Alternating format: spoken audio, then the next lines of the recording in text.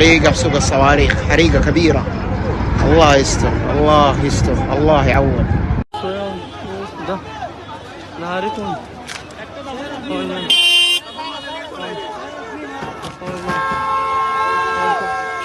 سماع دوي عدة انفجارات مع اشتعال حريق ضخم في سوق شهيرة في جدة. الحريق شب في مجمع أسواق الرحمانية الشعب الذي يعرف أيضا باسم سوق الصواريخ، حيث يعج بالبسطات والمحلات التجارية. هذا حريق في سوق الرحمانية.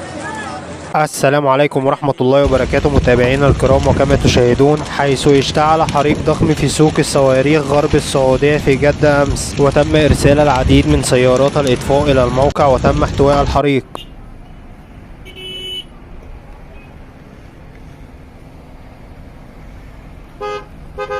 بعد أن تصاعدت أعمدة الدخان وظهر الحطام والتهمت النيران المكان، فيما امتدت ألسنة اللهب إلى المواقع المجاورة، وبدأ عمال الإطفاء عملية مكافحة النيران.